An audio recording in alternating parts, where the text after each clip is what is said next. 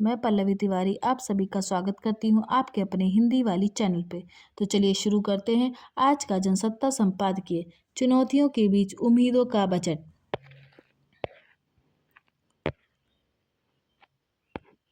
देश का वर्ष 2026 से 27 का आम बजट कुछ सुधारों की दूरगामी सोच की तस्वीर पेश करता है। हालांकि सरकार की पिछली सोच से यह बजट काफ़ी धीमी रफ्तार में दिखा है।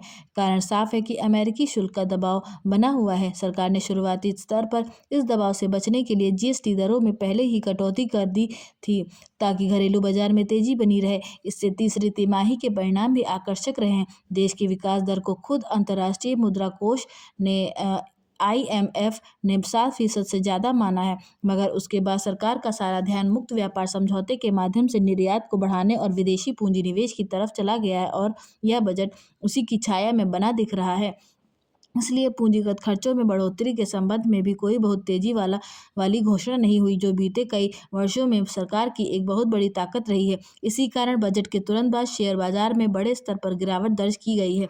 बीते कुछ महीनों में विभिन्न देशों और यूरोपीय संघ के साथ हुए मुक्त व्यापार समझौतों के तहत सरकार ने सेवा क्षेत्र के अंतर्गत सूचना प्रौद्योगिकी क्षेत्र पर भरोसा जताया और वित्तीय सीमा को 300 करोड़ रुपए से बढ़ाकर 2000 करोड़ रुपए कर दिया गया। इसके माध्यम से आने वाले समय में सूचना प्रौद्योगिकी क्षेत्र के अंतर्गत विभिन्न सुविधाओं में भी सरलीकरण देखने को मिला और उनकी लागत में कमी आएगी। इससे कार्यकुशलता में वृद्धि होगी और वैश्विक स्तर पर भारत की पहचान और तेजी से बढ़ेगी। 16वें वित्त आयोग की ओर से अपनी रिपोर्ट 17 दिसंबर 2025 को संसद में प्रस्तुत की गई थी, मगर उसे शीत सत्र के अंतर्गत सरकार ने संसद के पटल पर नहीं रखा था। ये बड़ा अचंभित करने वाला था, क्योंकि कुछ राज्यों की वित्तीय स्थिति ठीक नहीं है। इसका कारण मुफ्त की योजनाएं हो सकती हैं। इस बजट में वित्त आयोग की ओर से 41% राजस्व का बंटवारा राज्यों को करने के प्रस्ताव को सरकार ने स्वीकार कर लिया है।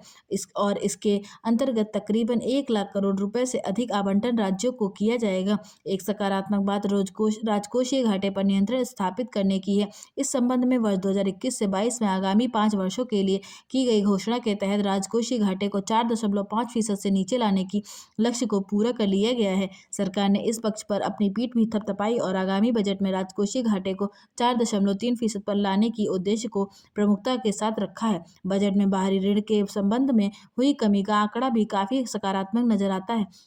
बजट में निर्माण क्षेत्र के अंतर्गत जेनरिक दवाइयों के उत्पादन में बढ़ोतरी करने की पहल दवा क्षेत्र के लिए बहुत उत्साहजनक है।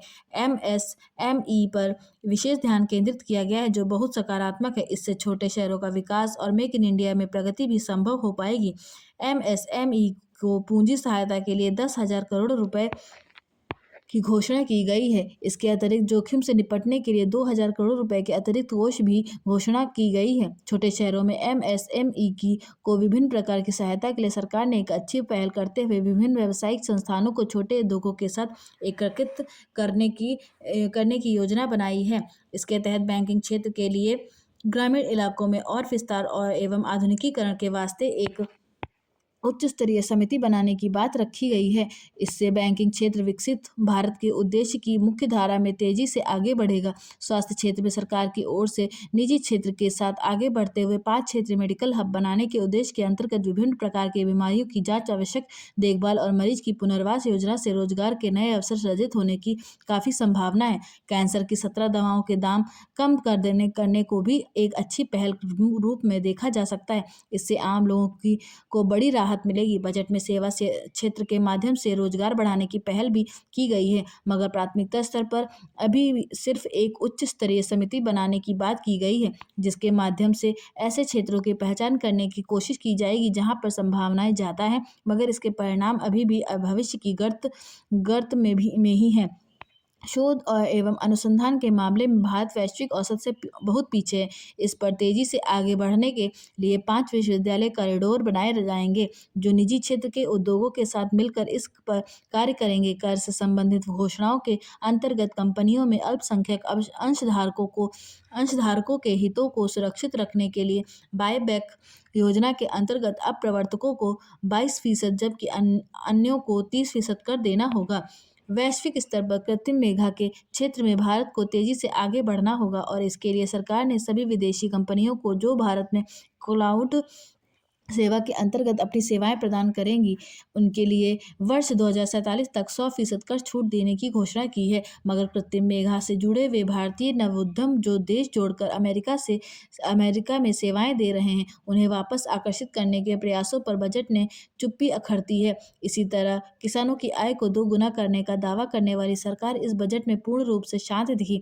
मात्र कुछ घोषणाएं काजू और नारियल की खेती से के संबंध में की गई हैं, ताकि इस क्षेत्र में भारत आत्मनिर्भर बनकर निर्यात की तरफ तेजी से आगे बढ़े। इसके अलावा किसानों के ऋण एवं न्यूनतम समर्थन मूल्य आदि पर कोई बात नहीं रखी गई है, जो बहुत निराशाजनक है। बजट में ढांचागत विकास में 7 रेल गलियारों के अलावा कोई बड़ी घोषणा नहीं दिखी, जो हतप्रभ करती है। इन सब के बीच एक निराशा यह भी है कि सोने और चांदी के मूल्य में लगातार हो रही बढ़ोतरी के मामले में सरकार की ओर से बजट में किसी भी प्रकार का शुल्क कम नहीं किया गया है। चांदी के मूल्य में हो रही अप्रत्याशित वृद्धि, जिसने असंगठित क्षेत्र के रोजगार पर असर डाला है, और उस पर सरकार का मौन रहना समझ से परे है। हालांकि सोने के मूल्य में हो रही बढ़ोतरी पर सरकार की ओर से कहा जाता रहा है कि ये सब केंद्रीय बैंक द्वारा की जा रही खरीदारी की वजह से है। यह खरीदारी इसलिए जरूरी है ताकि भविष्य में डॉलर के मूल्य में हो रही वृद्धि को नियंत्रित किया जा सके। हालांकि यह पक्ष भी आम जनता की समझ से बाहर है। इसके अलावा इस बात से सभी परिचित हैं कि चीन बड़ी तेजी से एआई, हरित प्रौद्योगिकी और दुर्लभ खनिज पर अपनी बढ़त बना रहा है। इस चुनौती से पार पाने के लिए भी देश के निर्माण क्षेत्र को कोई बड़ा प्रोत्साहन बजट में नहीं दिखा। आत्मबोध का बल।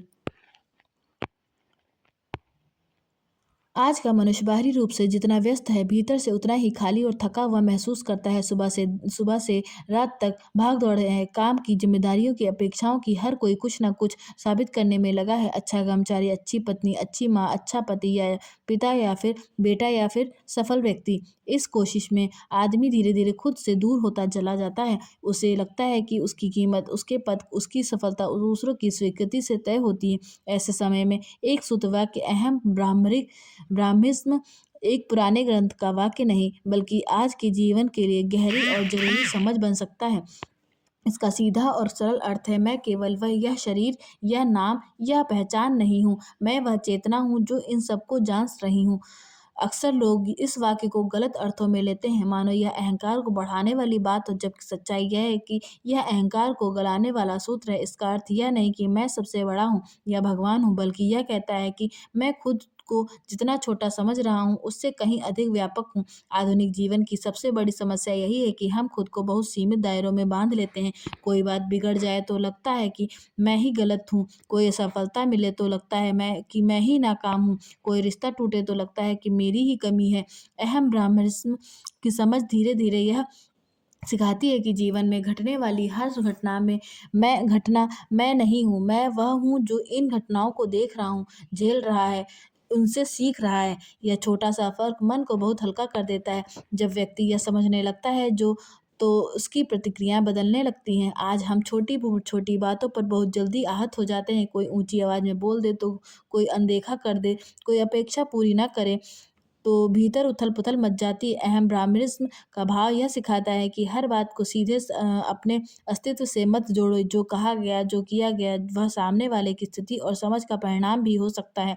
यह सोच व्यक्ति को हर समय लड़ने की हालत से बाहर निकालती है। यह सूत्र असफलता और सफलता दोनों को देखने का नज़रिया बदल देता है। असफलता को ही जीवन का मापदंड बना लिया गया है। सफल हो तो सम्मान, असफल हो तो तिरस्कार, दूसरों की ही नहीं, अक्सर खुद की नज़रों में भी। जब व्यक्ति यह समझने लगता है कि मैं अपनी उपलब्धियों से बड़ा हूँ, तो सफलता उसे घमंडी नहीं बनाती और असफलता उसे तोड़ती नहीं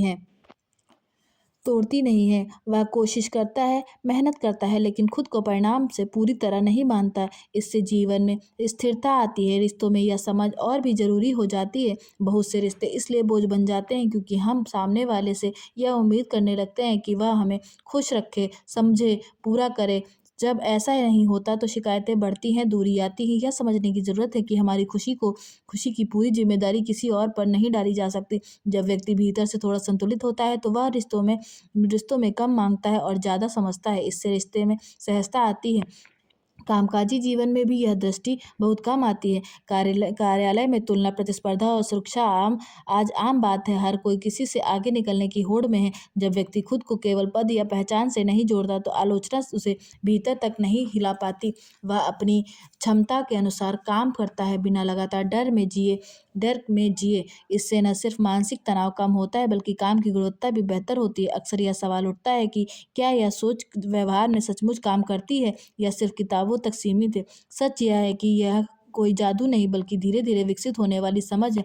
जैसे शरीर को स्वस्थ रखने के लिए रोज कुछ न कुछ करना पड़ता है, वैसे ही मन के लिए भी अभ्यास चाहिए। दिनों में कुछ पल खुद को याद दिलाना कि मैं इस भावना, इस डर, इस परिस्थिति से बड़ा हूँ। यही अभ्यास है। धीरे धीरे मन इस दिशा में ढलने लगता है। यह सोच जीवन से भागने की शिक्षा नहीं देती, ना ही यह कहती है कि सब कुछ छोड़कर अलग हो जाओ। यह कहती है कि जीवन में रहा जाए, हम जिम्मेदारियां निभाएं, लेकिन भीतर से खुद को उनसे पूरी तरह बांधे नहीं। दुख आए तो उसे महसूस करें, लेकिन उसे अपनी पूरी पहचान नहीं बनने दें। यह आंतरिक स्वतंत्रता है। आज जब मानसिक तनाव, अवसाद और अकेलेपन की समस्याएं बढ़ रही हैं, तब केवल बाहरी समाधान पर्याप्त नहीं है। हमें भीतर की दिशा में भी देखना होगा। खुद को सही संदर्भ में समझने की सीख भीतर की ओर देखने की प्रेरणा देता है। यदि हमें याद दिलाती है कि हम सिर्फ परिस्थितियों का शिकार नहीं है, बल्कि वह चेतना है जो हर परिस्थिति को समझ सकती है। वास्तव में यह सीख जीवन को देखने का एक गहरा और मानवीय तरीका है।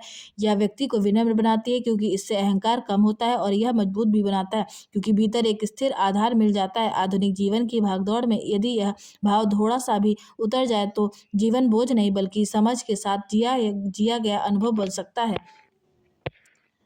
संतुलन की राह।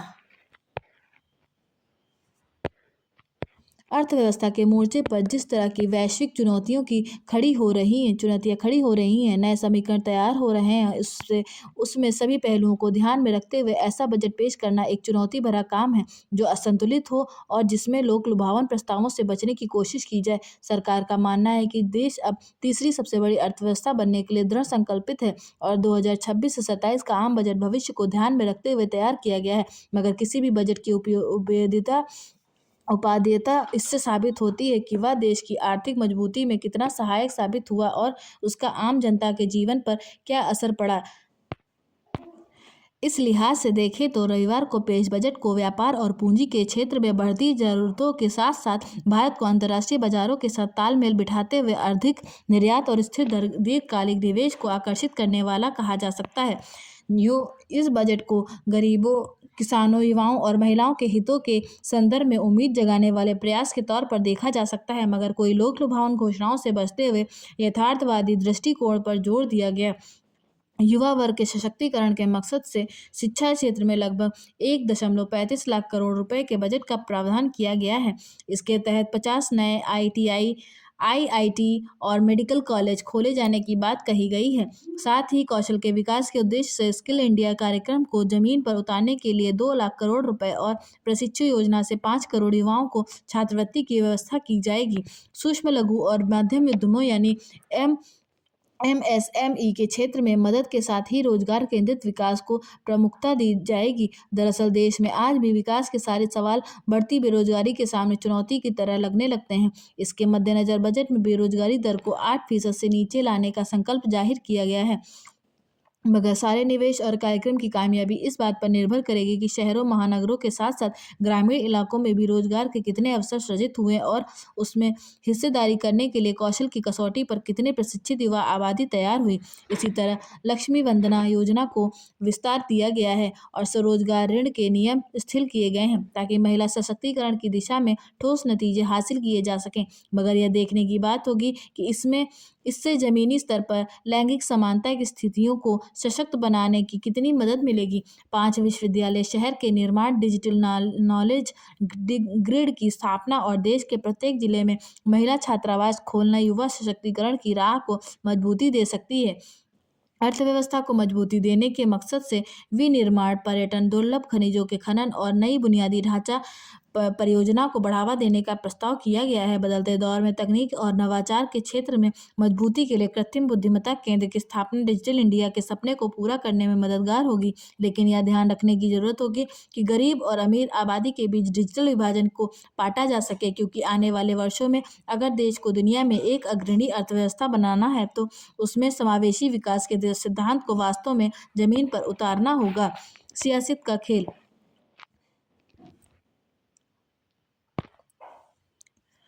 आशा करती हूँ कि आपको यह वीडियो पसंद आई होगी।